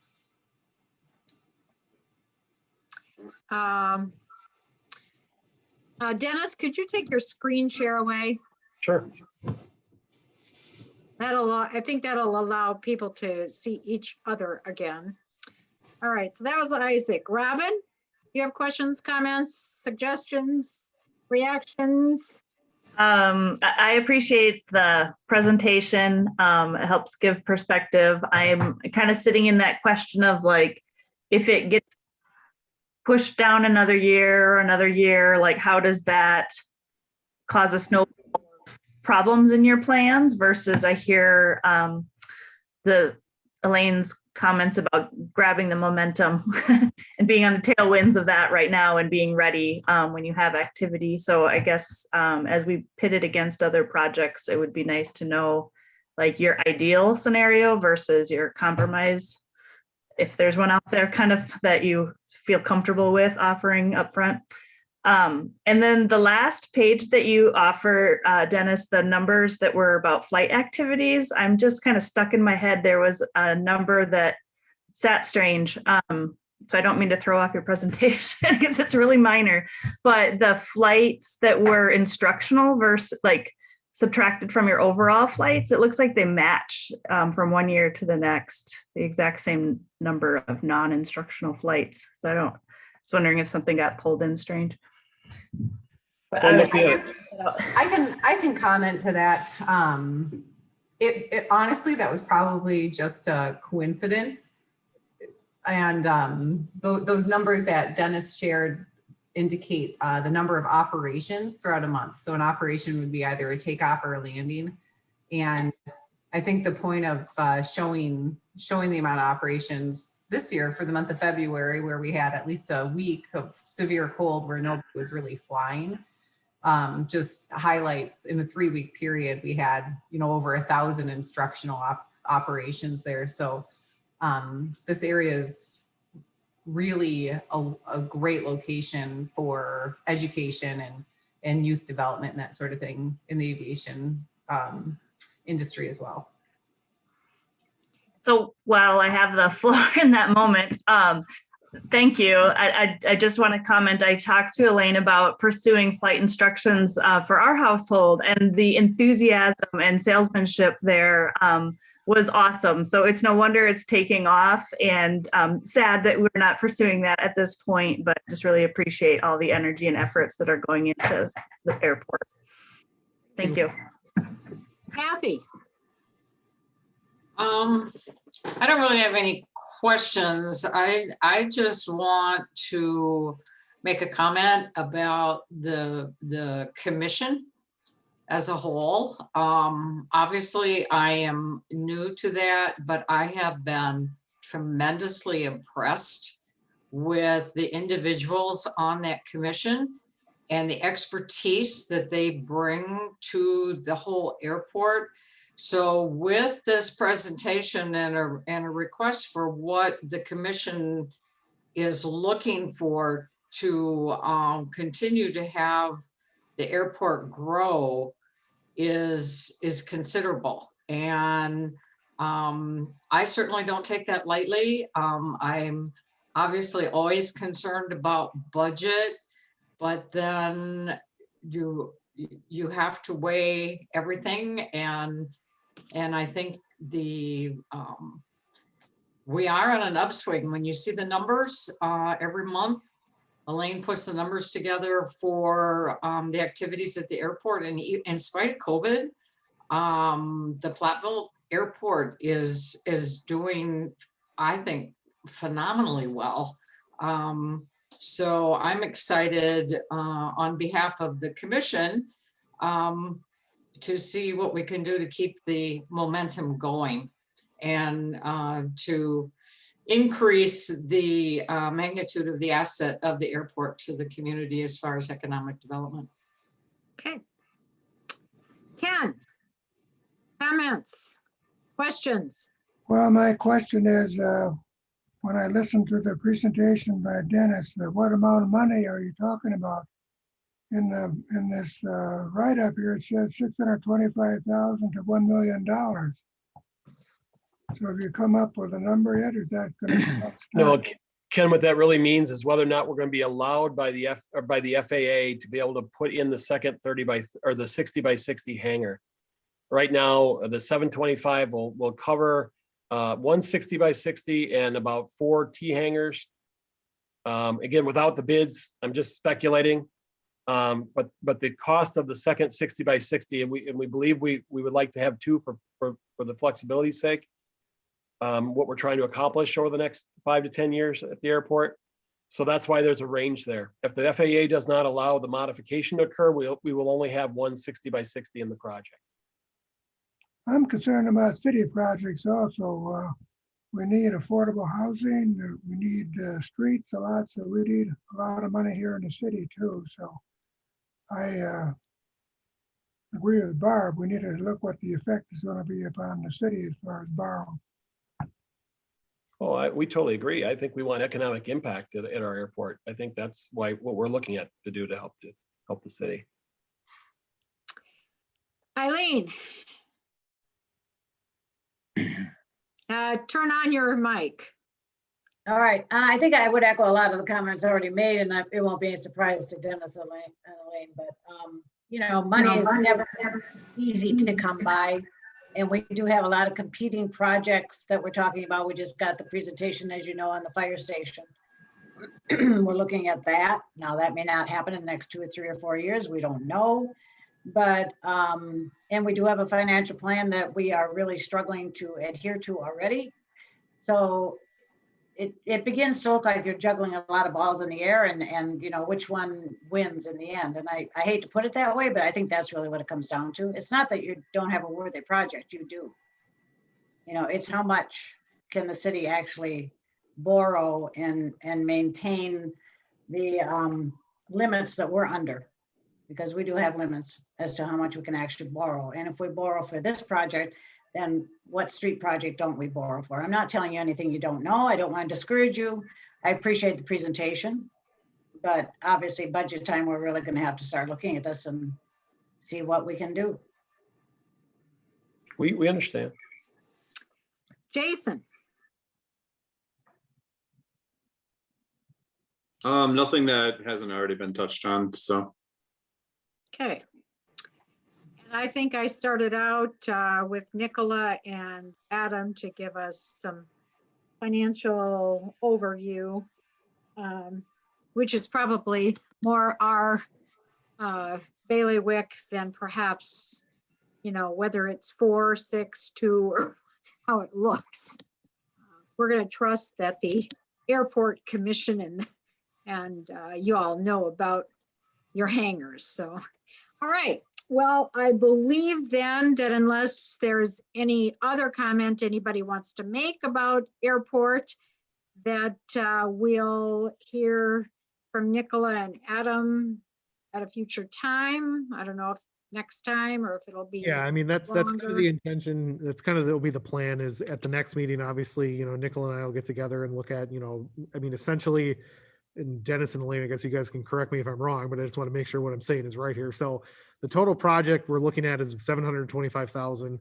When you take the entitlement money for this year that would be paid, essentially it brings it down to about 439,773. So we're looking for essentially needing to borrow, you know, let's just round numbers, $500,000 is the number we're looking at needed to borrow for the project, correct? Or am I wrong? Right. And next year we would pay off 150 of that. Right. Yep. So essentially what Nicola and I will do is to give the council the next time, this was kind of the introduction to it. So we'll be able to show you what that means. So we're looking at $500,000. We'll take into account the fact that essentially there is a paying mechanism essentially for that money, and kind of walk the council through what that would do. Yeah. And kind of everybody said, you know, it's $500,000 that is, you know, we'll have to look at the financial management plan and kind of see how that all plays out, and we'll bring all those options to you so you can see that in full transparency. Good. And Adam, can you look at this from a revenue bond issue rather than the GO? Yeah. So I mean, those are all the things that Nicola and I will kind of brainstorm over the next couple of weeks here for the meeting, because there is that is a possibility. So we'll To talk do a about revenue bond instead of a GO bond. Yep. That changes the dynamic. That changes the dynamic completely. So that'll be our Completely. first move to see if we don't have to, if we can do this without GO, since there is a revenue component that is played to it. And Yep. go from there. Okay. Well, thank Good. you. Thanks, everybody. you. Thank you. Have a good night. Thank you. Thank you. All right. And moving on to the next item on our agenda, mission statement. All right. So obviously, since we have a closed session, don't want to spend too much time here, but this is really kind of the Kickstarter of what's going to be future conversations about this topic. So one of the things obviously we had in our strategic plan was to finalize an official mission statement for the city of Platteville. So what I did is in the staff note, just kind of gave you some brief examples of what other municipalities have done. And then I put together, just to kind of kickstart the conversation, a true tentative example. Now, one of the things I do want to reference is in our 2013 comprehensive plan, you know, Council President Doss was able to let me know that we do have a vision statement that is out there. So that is an option to consider if we want to use that as to be the official mission statement. That was done in 2013. So obviously I will include that in the next staff note when we talk about this topic. But again, just to kind of kickstart the conversation, what I came up with just by looking at other municipalities and kind of it as an example was, the city of Platteville is a place of rich history and distinctive character encompassed with the Driftless region of Wisconsin. The city strives to be recognized as a family-oriented, safe, welcoming, and engaged university community. It is the mission of the city government to provide an outstanding level of municipal service with integrity and transparency, and the city is dedicated to attracting new business startups of any scale and aspires to be the premier visitor destination location in Grant County, Wisconsin. So again, that was just me throwing, a wide net, and now we can slowly start to, critique and bring this back in. Some of the things I think we want to reference or look at is in our comprehensive plan, we did put a lot of focus on kind of this idea of, which I touch a little bit on in the kind of the draft, is that Platteville really is the destination hub for Grant County. So it's, it really is. And it talks about that where it says, I'm going to find it here. The community is a regional center for business and higher education. So that was in our comprehensive plan. So again, these next conversations as we kind of go through this is to work with, is review everything that's in the staff note, review it, come up with suggestion tweaks that you think you would like. And really the end goal here is to come with something that we all agree is the mission statement. And maybe that is currently what's the comprehensive plan. We just want to make some slight tweaks there, or somebody comes up with something else. But that is basically what is going to be kind of the focus here over the next couple of meetings until the council feels comfortable that you guys feel this can go to a vote. And then we will officially make that kind of the mission statement and roll that out by putting it in kind of all of our publications and on our website and kind of go from there. So there you go. Okay. And what I would suggest, what I did was I read the mission statement and then I jotted down some ideas of things that I thought maybe we would want to include, maybe some ideas about sustainability and some other things, and sent them to Adam. So if in the next couple of weeks, you can jot down and just send it directly to Adam so that he can kind of look at what feedback he's getting from everybody, and then see if and what can be maybe incorporated. Although when you read these, the city of Appleton and what was the other one? There's two that have like 12 words in them. So yeah, some of them are very short and to the point, and then some of them are literally like a book. So yeah. I mean, we got a lot of options. So there, yeah. So there is no, obviously there is no right length. No. So, but at this point in time, and in the interest of time, I would say that this time just send any comments you have, any things that you think might need to be stressed, don't need to be stressed, whatever, on to Adam for his and the staff's fodder for the fire, I guess. How's that? All right. Inclusivity, diversity, and equity update, Adam. Yeah, so obviously in this staff note, I just wanted to touch again on continuing some of the inclusivity, diversity, and equity initiatives that the city is working on. So the big one obviously is TIDE, the Task Force for Inclusion, Diversity, and Equity, did have their first meeting on February 26th of 2021.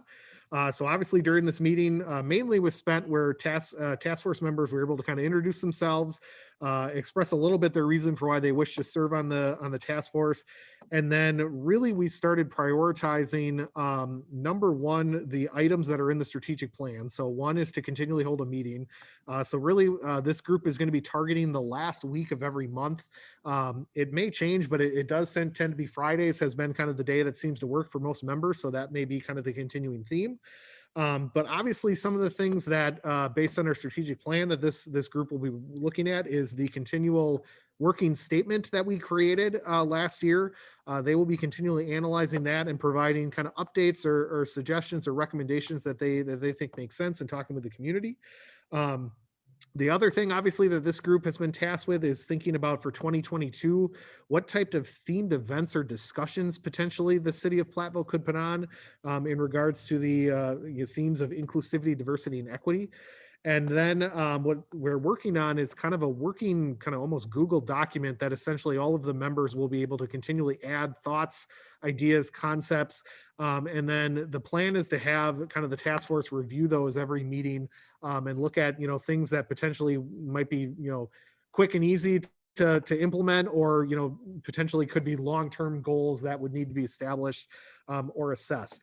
So for the next meeting in March, one of the things that the task force is trying to do is get somebody from Inclusive Dubuque to be a presenter and kind of talk about their journey. And that was one of the things that was talked about by the group, was looking at some of those groups that could come in and kind of tell, that are further along in the journey and talk about that. So that's everything going on there.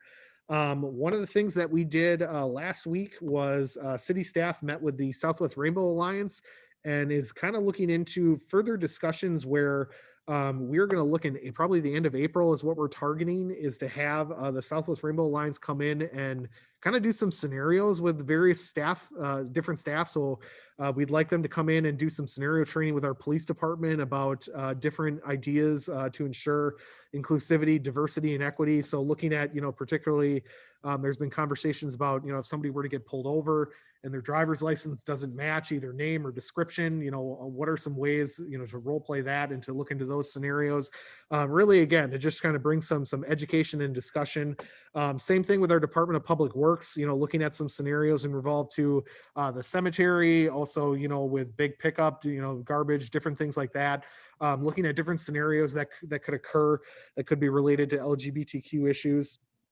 Same thing, our Park and Rec department has had a couple of meetings in regards to looking at forms and different ways that they can kind of deal with inclusivity, diversity, and equity related to that.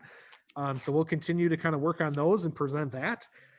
The bias reporting discussions, again, we've been meeting with the university and also the school district on different ways that we can review data and also kind of have a joint meeting between the three about issues that we're hearing in the community related to inclusivity, diversity, and equity, and how, if the university is hearing something that relates to a business or the city, that can be bounced back to us and we can kind of dig into that further. Same thing if we're hearing issues with the school district from residents or the community.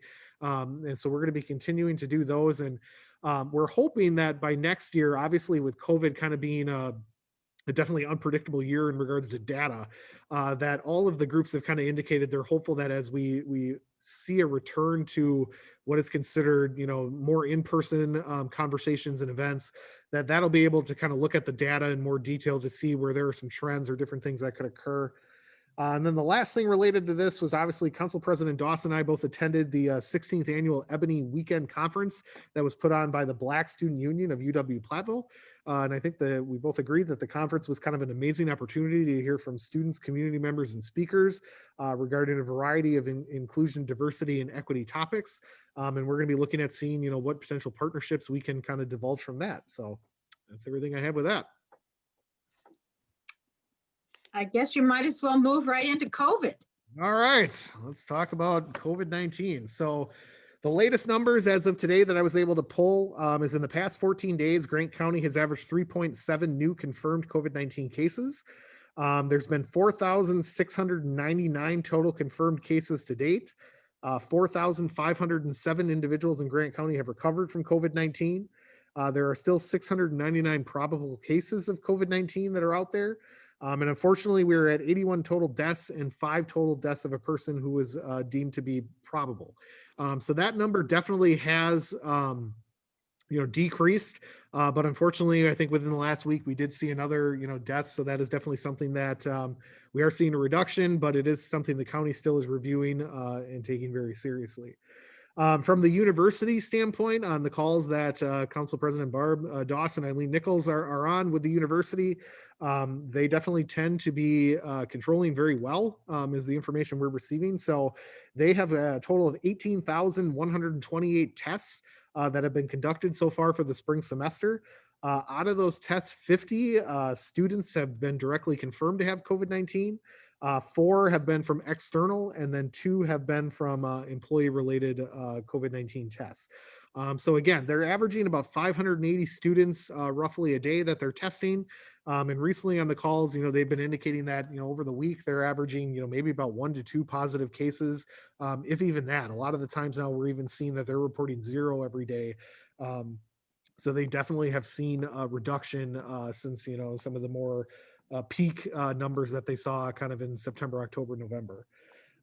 As of March 9th, it's been reported that 2,140,265 vaccines have been allocated for the state of Wisconsin.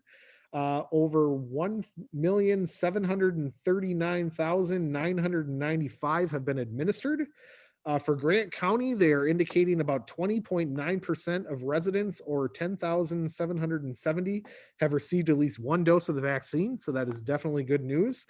The county-sponsored community testing is still occurring on Tuesdays and on Fridays in Platteville. We have heard information that due to the low number of testing subjects that they have been seeing, they may reduce not going to the Platteville facility and only continuing at Lancaster, but that has not been made official. So once we know that information, we'll obviously communicate that out to the public.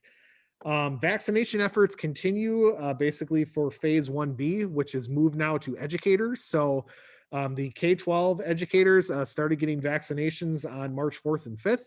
And then this week we've received word that they're going to be moving towards the UW, obviously UW Platteville staff, and also Southwest Technical College. So that's something that Grant County is working on. Again, we continue to work with Grant County and Southwest Health in regards to if they would need to utilize the Broski Center for a vaccination center. So those talks continue to be ongoing, as well as the kind of City of Platteville Emergency Management COVID team continues to meet again on Mondays and Fridays to kind of share information and everything going on there. And then one of the kind of the last points here in the staff note is one of the things obviously the Common Council is going to want to start considering is at what point do meetings return to a more in-person format, and what does that look like? So obviously I wrote down a couple of different scenarios. One of that is returning to meetings occurring in the council chamber only, and where the video recording was basically posted after the event. I think we've had some conversations about looking into either a Facebook or YouTube live option where people would be able to, they wouldn't be able to comment, but at least they would be able to actually physically see what was going on in real time. There's also the conversation of, looking at some type of a hybrid option with Zoom. As we've obviously noticed, that gets very tricky because obviously the more computers that you have and with direct, feedback coming from both sites, that can get a little complicated. So these are some of the things that obviously, we want to start considering. Some of the other things, that other municipalities are looking at is, do you go to having a quorum that takes place in the council chambers? So you'd have 4 individuals and then 3 would be able to be via Zoom. There's some logistical questions with that, where how does that work? Do you guys pull straws? Do you have a, battle royale in order to decide who wants to do that? There's options. So there's also some things to consider as well with, if Zoom continues, does that mean, potentially in the winter, as long as you're able to attend, you could be doing it from your, vacation destination in Arizona or wherever. So these are a lot of kind of the factors that obviously, the Common Council is going to want to consider, and we're going to want to consider as a city. So I just wanted to kind of put those out there. It's obviously not a decision that needs to be made tonight, but it's something to obviously start kicking the tires and start kicking your brains to think about, what makes the most sense and what is the best tool for our residents, so that they continue to have an option to be able to either attend virtually or be able to access meetings if they need to. So there you go. Lots of things to think about. So I guess at this point in time, we've heard about inclusivity, diversity, equity, and COVID. I'm going to do a quick round robin and ask if anybody has questions on any of them. And Isaac, you get to go first. Any questions on? No question. Okay, Robin. I'm wondering if you know the next category or group of people after educators, questions about personally, but grocery store workers across the board, all of Walmart, all these Piggly Wiggly, people have been frontline since the beginning. When are they going to get vaccinated? Yeah, that is the $1 million question there, Robin. So I think a lot of the conversations have occurred, just like you said, is looking at there's been a lot of conversation about public works employees, wastewater treatment plant operators, as you indicated, the grocery store. So what we've heard is after they kind of get the K through 12 and UW system, the big issue with that is, I think, as we've seen, is Grant County, I think hats off to them, has done an amazing job, I think, of kind of being front runners in ensuring that they're getting the population vaccinated as quickly as possible. The problem comes with some of the other areas are not able to be as fast. So what we've heard is the anticipation is potentially, if they're able to get everybody in kind of the K-12 and the universities vaccinated by the end of March, April potentially could be where they'll start looking at what's the next tier. And the number one kind of conversation has been exactly as you indicated, people that have direct frontline contact with individuals. So opening that up to, not only that, but public works employees, safety employees, election workers, those type of things. So that's going to kind of be, I think, as we get through the next 2 weeks here with kind of vaccinating K-12 and kind of the higher education individuals, those conversations are going to kind of take on more feet. Okay. Kathy. No questions. Ken. Well, my question is, if we move back to the council chambers, can the city require that persons such as council members and staff be vaccinated in order to be in the council chamber for a meeting? Because, for example, council members are in close proximity. Yeah, I don't think you would be able to require them to be vaccinated, but you would be able to require, obviously, social distancing methods to be taken. So, for instance, masks could still be required, and I think that would be the case until we get word from the CDC or from Grant County that they wouldn't be removed. We would still require social distancing. So again, that may be a capacity limit that would be put on the council chambers. We would have to ensure that, obviously, as council members, you would have 6 feet, or you'd have separation. There'd be some things. So yes, I don't think you would be able to require the vaccination, but I think you would be able to definitely require. It'd be no different than it is now. As you can see, when we're in here and it's me and Doug, we have masks on, we're social distanced across the room. So we'd be putting those parameters in place if the decision would be to go back to a more in-person setting. Okay. Eileen. Thank you for now. Eileen. I have no questions. Jason. The other thing that I would say is that I would be in favor of, in terms of meeting options, to be able to look into anything that we can to provide as much engagement opportunities for the community and also accessibility to the meetings. So I would definitely push for that in terms of what options we're going to have available for meetings moving forward. Okay, well, earlier this week, or maybe it was late last week, Adam and Eileen and I guess, talked about a series of questions. Maybe we would have council members respond to Adam in terms of some ideas that they have. And then we also will be working with technology people relative to, can we do Facebook? How do we do that? So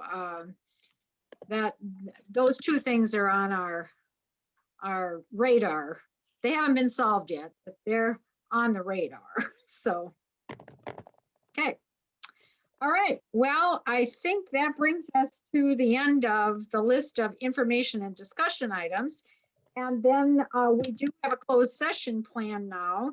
And so that would require us to have a motion to go to closed session and a second. And also, since there is no action planned for closed session, I would ask that the motion include adjourning then from closed session without returning to open session. So we would need a motion now to go to closed session with the caveat that we will not return to open session. And statute is 19.85, parent 1, parent E, deliberating or negotiating that the purchasing of public properties, the investing of public funds, or conducting other specified public business whenever competitive or bargaining reasons require a closed session. And this is specifically about economic development. So here I have a motion. I would make a motion, Barb, to go into closed session per Wisconsin statute 1985 1E, and you already read the rest of that statement, and then we conclude that closed session and adjourn for the evening. Okay, we have a motion. Second. And a second by Isaac. Candace will vote.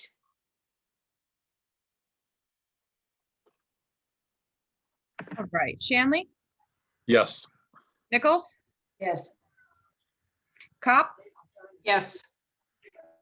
Arts, Yes. Doss, Yes. Killian, Yes. Klein. Yes. Motion carries.